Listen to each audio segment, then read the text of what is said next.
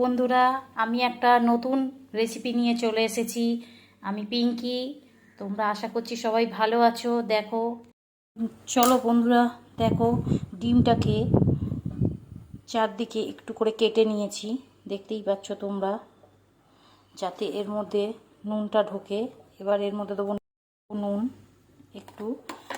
এটার মধ্যে কি কি আছে দেখো তোমরা, দেখতে পাচ্ছ।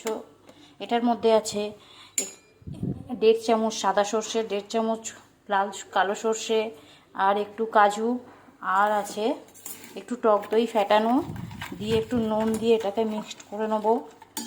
নিয়ে ডিমটাকে দেখছো তোমরা চারদিক থেকে কাটা রয়েছে। এবার একটা একটা করে ডিম এখানে সাজিয়ে দেবো।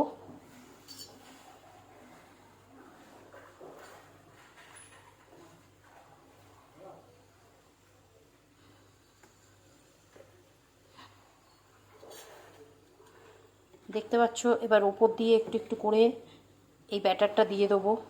দিয়ে এটা কিছুক্ষণের জন্য ভাপে বসাবো। দেখো বন্ধুরা, সাজিয়ে নিলাম খুব সুন্দর করে এটা। এবার এটা ভাপে বসাবো। এবার দেখো, এটাকে আমি ভাপে বসাচ্ছি। কড়াই একটু জল দেবো, দিয়ে এটা দিয়ে দেবো। দিয়ে একটু ছেঁড়া কাঁচা লঙ্কা দিয়ে দিয়েছি।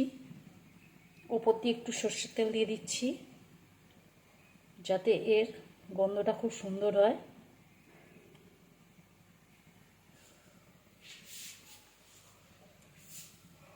রান্না রেডি, ডিম ভাপা। দেখি কি সুন্দর হয়েছে। উফ, দেখেই জিভে জল চলে আসছে। দেখতে পাচ্ছ তোমরা, দেখি একটু মাছটা সিদ্ধ হয়েছে। হ্যাঁ, সিদ্ধ হয়েছে, ভালো হয়েছে, খুব সুন্দর হয়েছে। ঠিক আছে, আমি আগে একটু খাই।